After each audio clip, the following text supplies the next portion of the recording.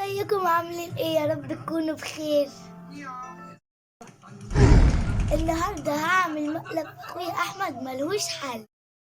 شايفين علبة الرز بلبن الجميلة قوي ده وكيس المكسرات ده؟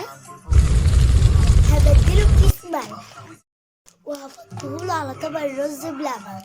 تتوقع رد فعله يبقى ايه؟ انا حاسه ان هو ممكن يتجنن. مستعدين معانا؟ يلا بينا. انا جبت دلوقتي كل اللي انا محتاجاه في الخطه بتاعتي.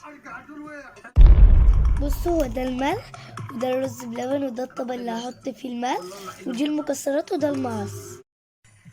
تعالوا بقى نفضي المكسرات دي في الطبق ونحط جواها الملح.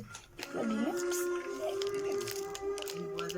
مش عارف اقول بجد، مش راض. احمد بعد المقلب ده يتجنن. انتوا متخيلين رد فعله هتبقى ايه؟ ده ممكن يخلينا انا اللي اكل طبق الرز بلبن ده. كده دي نجحت اهي.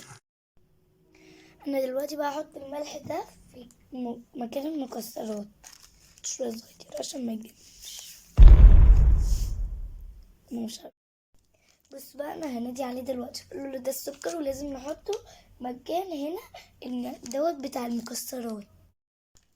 يلا بقى تعالوا معايا وانا بناديه عشان اشوف هو هيعمل ايه.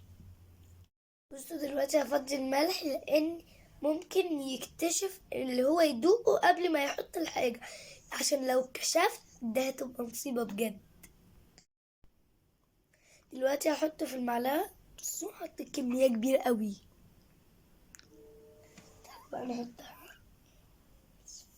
بس ما يكتشفش ان ده ملح.